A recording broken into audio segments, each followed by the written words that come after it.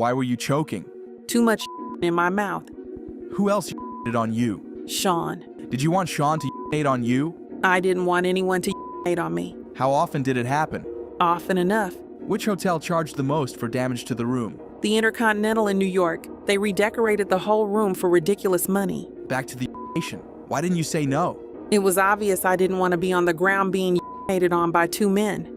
Where did you find escorts? Initially, Craigslist. Cassie just turned the courtroom into a confessional, and the revelations are jaw-dropping. She testified about being subjected to freak-off parties lasting up to 4 days, during which she was directed by Diddy to do many weird acts. Guys, there's a lot of baby oil and golden showers involved in this tea, and you don't want to miss it. This isn't just a messy breakup, it's a full-blown expose, and we're here to tell you everything Cassie said in the courtroom. His family is here to support him. Be ready to have his side told in open court. Yeah. All right, thank you guys. Thank you.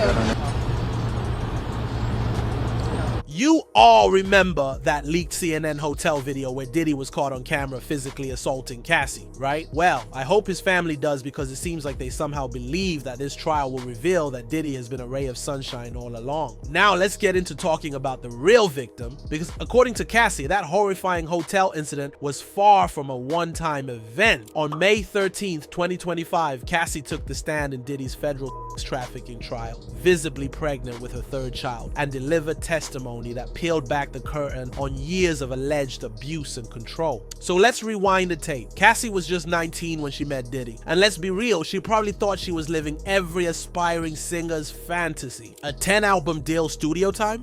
The VIP lifestyle? Sounds dreamy on the surface, but underneath the glitz, a whole nightmare wrapped in Chanel. Cassie thought they were in a monogamous relationship. Keyword, thought. Sis really believed it was just her and Puff until she looked around and realized she was in a whole cast lineup of girlfriends. Diddy had a rotation, and she was just one of many. Now for some people, that's where they draw the line, but for Cassie, you have to remember that she was 19, and it's not a surprise that she stayed with him for as long as she did. So it's not a surprise that she stayed. She says she loved him, and we believe that. She probably did love him, and he had broken her down. So when an abuser does that, they literally take away everything from that victim, their self-esteem, their self-worth, often their financial abilities. He also had blackmail material against her. So it's not surprising to me at all that she did stay, and I don't think that plays well for the defense. Cassie even went into graphic details about the first time that they did it. There was a boat in Miami, a little wine, and her first taste of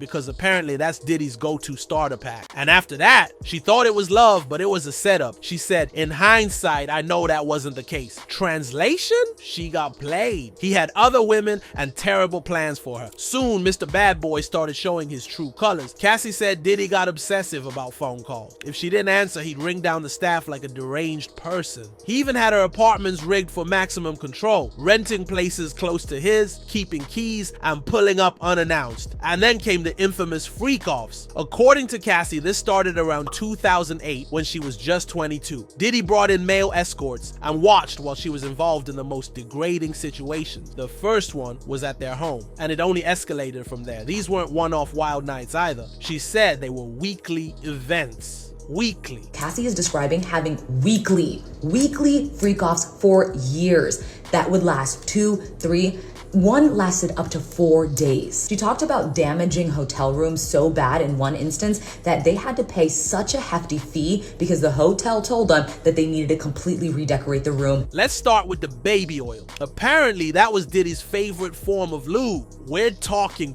buckets of it. It was heated in hotel sinks, poured into inflatable pools, and slathered over Cassie until she was shining like a crystal ball. It turns out that those baby oil memes were onto something. Cassie testified that he loved her looking glistening, and if she even dared to look a little dry, he would call her out and order her to moisturize on the spot. During one particularly disturbing freak-off, he allegedly ordered a blow-up kiddie pool filled with baby oil and lube. Up to 10 bottles were used in a single event. When I did use baby oil, a bottle would last me at least 4 months. But it didn't stop at oil. Oh no, this was a full production. Cassie had to ingest ecstasy and alcohol before these twisted events just to dissociate and survive. These drugs were all provided by Diddy, and it's in line with her court documents, which she submitted back in 2023. During freak-offs, Combs distributed a variety of controlled substances to victims, in part to keep the victims obedient and compliant. She'd also wear masquerade masks, again on Diddy's demand, like it was some sort of movie. Even Diddy would sometimes cover his face. Sometimes they got escorts from Craigslist and would give them a lot of money to not only do the job, but to remain silent about it. Diddy enjoyed these freak-offs so much that hotel staff would hear them through the closed doors. He also bribed some of these staff to keep them quiet. These sessions weren't quick either. She said they went on until the escorts involved literally finished. It was less of a party and more like a psychological hostage situation with expensive sheets. And then came the urine testimony. Diddy liked golden showers. He and an escort would pee on Cassie. She made it crystal clear that she did not enjoy that particular kink of Diddy's. In fact, she called it disgusting and even testified that she choked once because it was too much. No one could think I wanted it, she said, loud and clear. She wasn't there for pleasure. She was surviving humiliation and abuse. What's worse? Diddy dangled money, cars, and gifts over her head like she was some kind of wind-up doll. And just when she thought she had a little power, he'd snatch it away. One minute she had a Benz, the next she was walked. Cassie testified that the minute she pushed back or did anything without his approval, she got punished. Not just emotionally, but physically.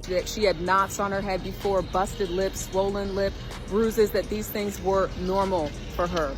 When asked about what is a freak-off, she talked about it being an experience where Combs watched Ventura have sex with other men, and she said that she learned about this concept within the first year of their relationship. Even Diddy staff was in on it. She name-dropped people like Christina, KK Corum, Miss Fletcher, and D-Rock. According to Cassie, they were fully aware of what was going on. Now here's the wildest part. When asked if she enjoyed any of these freak-offs, Cassie broke down in tears and said the only part she liked was the time spent with him. The last one she remembered being part of, 2017 or 2018. Let that sink in. This wasn't just a young girl wrong decision story. This was a decade of calculated abuse. Now we don't know if this is enough to put Diddy behind bars, but lawyers are hopeful about it.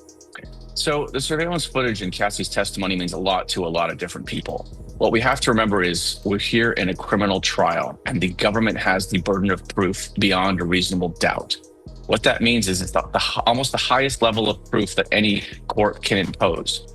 So her testimony has to prove the elements of the crime. Of course, the defense has been trying to poke holes in Cassie's stories, and they were digging into everything they could. The court was shown an email where Cassie referred to Diddy as Pop Pop. Apparently, he asked her to call him what she called her grandfather. Hold up! That's not just disrespectful, it's creepy. This wasn't some playful nickname. It was Diddy inserting himself as an authority figure to her. Then there's the infamous, "I really need to message she sent him once," which the prosecution read aloud. It might sound like a contradiction until you realize that when you're in an abusive, trauma-bonded relationship, you think you're in love. Cassie said she wanted to be with him at the time, but that was before her clarity kicked in. Before she realized that the he gave her were very harmful to her. She wasn't partying. She was trying to dissociate from the freak-off hell she was being forced into. And just when you think it can't get darker, Cassie shared how Diddy violently assaulted her when she dared to leave one of the freak-offs early to attend a film premiere. The man allegedly threw her to the floor and made it clear that she wasn't going anywhere without consequences. And unlike many abuse cases, where it's word against word, the prosecution had video evidence. Cassie wasn't just saying this, she was showing receipts. Remember when that lawyer revealed that there are explicit videos of Diddy being sold? Turns out that she was right because they're being played in the courtroom. One particular person contacted me to shop a particular video they were in possession of and to contact the person who was in the video to see if they were interested in purchasing the video before it became a public knowledge. As the courtroom doors finally closed for the day, all eyes turned to Alex Fine, Cassie's husband, who was spotted leaving. He stood by her through this chaos, but he'll soon have to step out when Cassie testifies about the 2018 because he might be called as a witness later on. Is Cassie afraid to testify, or do you think she has it? Has she got it? Hey man, back off. You're the ex-president, a bad boy, ain't you? A bad boy? A lot of people are rightfully upset that the defense requested Cassie's husband, Alex Fine, be removed from the courtroom during the worst part of her testimony. And why? On the off chance he might be called as a witness? Really? Last time I checked, witness lists are supposed to be locked in before the trial even starts. You don't just play surprise new witness in court like that. Let's not forget Cassie is heavily pregnant, reliving years of trauma under oath, and the one person she leans on for emotional support is being asked to leave. The audacity! The defense claims this is all to avoid any conflicting statements if Alex ends up testifying. But let's be honest, this feels more like a strategic move to rattle Cassie while she's at her most vulnerable. If they can't discredit her, maybe they can throw shade at her husband. This story isn't even done unfolding. We've got more testimony coming, and the cross-examination is still ahead. So where are we now? Well, Cassie will still be interviewed today, and then the court can move on to other witnesses who may have something else to recount regarding their time with Diddy. Jaguar Wright wasn't holding back outside the courthouse when she reminded the world not to forget there are other victims, like Natanya Rubin, who've been screaming the truth for years. We have to remember there are real survivors, like Natanya Rubin. This is why I'm here. Natanya's not just some side character in this messy Diddy drama. No, she's been yelling from the rooftops since 1999, and trust me, her story is not one to overlook. Let's rewind to Club New York, December 27th, 1999. Diddy, Jennifer Lopez, and rapper Shine were in a club, and suddenly gunfire breaks out, and boom! Natanya Rubin ends up shot in the face. Yes, in the face. And guess who she says pulled the trigger? That's right, Diddy. According to Natanya, she watched Diddy fire that gun. 25 years, a quarter of a century since this occurred, and I've had to relive this over and over again, intermittently in that time. So when I saw it, it was very cathartic because I finally felt like justice would be done. Justice would be mine. No confusion. No, he said she said. Sis said she saw it with her own eyes. Despite Diddy walking away acquitted, Natanya's been on the hold him accountable train ever since. She filed a $130 million lawsuit against Diddy and eventually settled in 2011 and received about $1.8 million. But don't think that payout bought her silence. Oh no, Natanya has never stopped calling it what it is. And that's why recently she went viral after talking about her experience with Diddy on the internet. And I said, Puffy shot me in my face. This man testified. I testified in the criminal trial. This man testified in the criminal trial. People are like, why didn't she speak up then? Why is she saying something now? She want clout. Are you dumb? Are you dumb? This lady is ready to go full Grey's Anatomy and have the bullet fragments surgically removed from her face just to prove she's been telling the truth all along. Who's that committed to justice unless they've really been through it? Natanya then claimed there was a whole contract put on her life after the incident. She packed up her life, left Brooklyn, and went underground saying, why would I abandon everything I knew unless my life depended on it? And you know what? She's got a point. Now that Diddy is neck deep in federal investigations involving trafficking, racketeering, and other nightmarish allegations, Natanya's name is coming back up, and she's still here, still standing, and still telling anyone who will listen that the truth has always been in plain sight. Another person who has been talking about Diddy's shadiness is LaToya Grayson. She wasn't some industry insider or aspiring celeb trying to climb Diddy's ladder. She was a regular woman whose sister won a radio contest back in 2006. The prize included a round-trip flight to New York, a hotel room, and 2 tickets to Diddy's all-white party. LaToya says that she and her sister went to New York and included pictures of the invite and plane ticket in the court documents. According to her 2023 lawsuit, by the end of the night, things turned dark. She says she was given a drink by Diddy's team that caused her to black out completely. The next thing she remembers, waking up in the emergency room with internal injuries and no recollection of the events. Medical staff told her it had likely been